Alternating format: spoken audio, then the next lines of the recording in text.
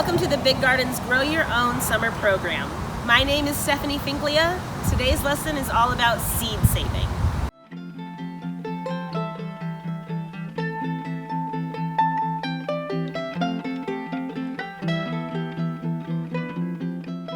Seed saving is important because it saves growers money and it helps protect plant diversity. Large seed companies have fought to own the rights to certain seeds, forcing growers to have to buy from them year after year. Seed saving is an act of resistance. When it comes to saving seeds, you want to save from heirloom varieties of fruits and vegetables. An heirloom is a type of plant that has been growing for at least 50 years and has been open pollinated, meaning it's been pollinated by the wind or bugs. An heirloom variety of plant will produce the same type every single time it's planted. Plants can also be hybrids.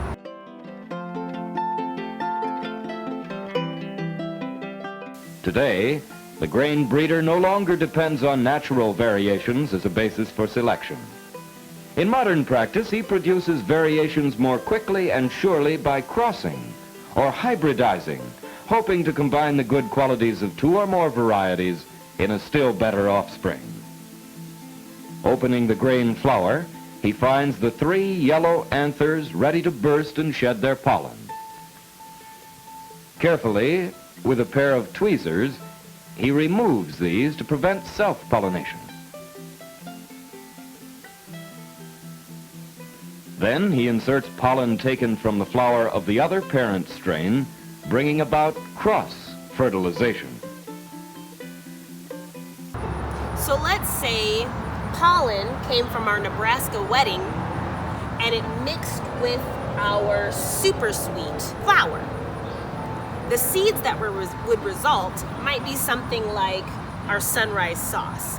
So these 2 different varieties of tomatoes combined to make seeds that would produce this other type of tomato. That's called an F1 hybridization. The problem is, if we save seeds from this baby, we don't know if it's going to be the super sweet that'll come out, or the Nebraska wedding, or if it will produce another sunrise sauce. So if you want to make sure you're getting the same type of tomato every year, save an heirloom. Now there are 2 types of seed saving. One is dry seed saving, the other is wet seed saving. Let's go to Alagia to learn how to save dry seeds.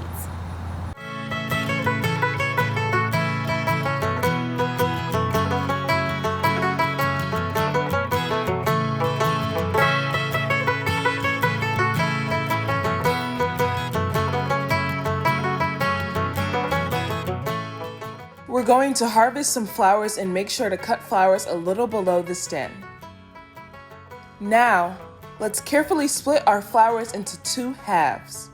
Once we open it, you can see the seeds inside.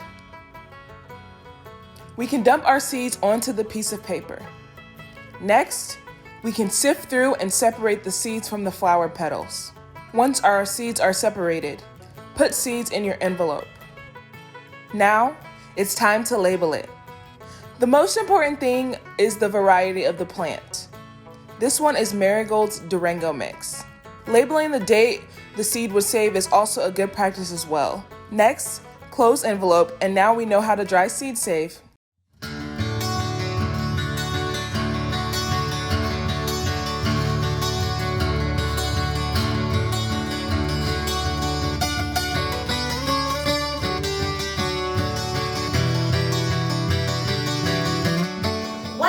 Saving involves a little bit longer of a process. So when you decide you want to save a seed, like this tomato seed, make sure that the fruit you choose looks wonderful. You want to pick the best quality to save seeds from. So make sure there's no diseases or anything like that. First, cut your tomato open. Then, you can use a spoon or your fingers to scoop out the seeds. put them in your container. Try to scoop out as many seeds as possible.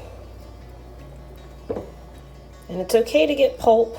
You do want some of that. It is a bit messy, but it's a whole lot of fun. Now that we've gotten all our seeds, we'll clean the jar and pour in a little bit of water. For mine, I'll probably pour water up to about here. Now I'll need something to cover the jar. I want airflow to get through so that the fermentation process will begin, but I don't want to let any kind of gnats or fruit flies to be able to have access to my seeds. So I'm going to use a paper towel. If you have one, you can use a rubber band. I'm just going to use this lid ring. If you do get a little bit of water or your tomato pulp on your paper towel, you do want to replace it. So I'll try again. Now store it in a cool, dry place for about 3 days for that fermentation process to begin, and then you'll move on to the next step. After your tomato pulp and water in the jar has been sitting for 3 days, you'll notice that seeds will start to fall to the bottom and some seeds will stay floated at the top. The seeds at the bottom are the ones that we want to capture. They're going to give us the best chance of a successful rate of sprouting. And you'll also notice once you take the lid off, it smells. It's been rotting for a couple of days, and you'll notice some mold. So we're just going to pour that off of the top. The seeds on the bottom are going to give us the best possible rate of success. So give your jar a little bit of a shake in case some of those seeds wanted to float to the bottom. And then we're going to pour off the mold and the water at the top.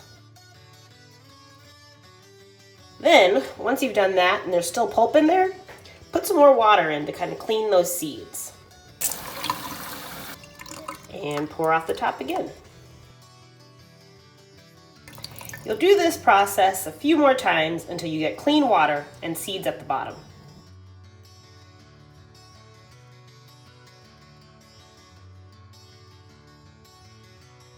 Now you're going to spread your seeds on a paper towel to dry. Make sure you also label your paper towel, or you can also use a paper plate to dry your seeds. Try to avoid the seeds getting into any clumps. That'll make them easier to pull apart and they'll dry faster. Give your seeds a couple of days to dry. And once they've done that, you can take them off of the paper towel, store them in a plastic baggie with a label of the variety of tomato or whatever seed you saved and the year. These seeds will have the most success if planted next year.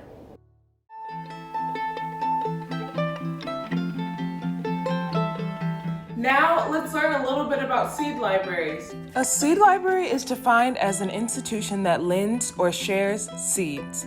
It is distinguished from a seed bank since the main purpose is to share seeds, not store or protect them. In Omaha, we have a seed library program through Omaha Public Library called the Common Soil Seed Library. If you want to find out more information, go check out the library's websites and you can learn all about our local seed library.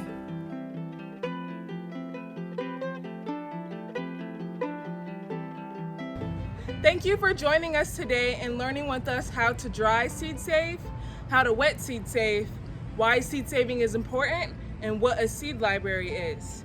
Your call to action is to seed save something before the end of the summer. If you do, please let us know how it went. Happy growing. Thank you for watching.